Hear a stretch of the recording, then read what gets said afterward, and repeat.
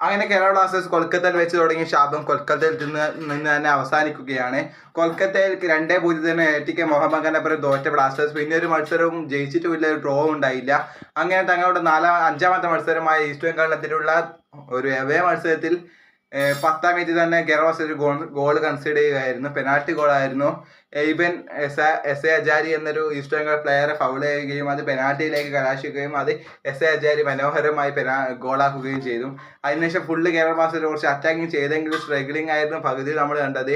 അങ്ങനെ കളിൻ്റെ ഒരു 89-90 മിനിറ്റിലാകുമ്പോഴേക്ക് ഒരു കോർണർ വിധിക്കുകയാണ് കേരള ബ്ലാസ്റ്റേഴ്സിന് അനുകൂലമായി. അത് എബിദാൻസ് എടുക്കുകയും അതിമനോഹരമായി മുഹമ്മദ് അജ്സൽ അത് ഗോളിലാക്കുകയും ചെയ്യുന്നു. അങ്ങനെ കേരള ബ്ലാസ്റ്റേഴ്സിന്റെ ഒരു പോയിന്റ് അവർ ഗ്യാരണ്ടി ആവുകയാണ്. തങ്ങളുടെ സീസണിലെ 4 മത്സരങ്ങൾക്ക് ശേഷം 1 പോയിന്റ് ഇപ്പോഴാണ് ലഭിക്കുന്നത്. കേരള ബ്ലാസ്റ്റേഴ്സ് ഇനി നമ്മുടെ പ്രതീക്ഷിക്കുന്ന നല്ല പ്രകടനം.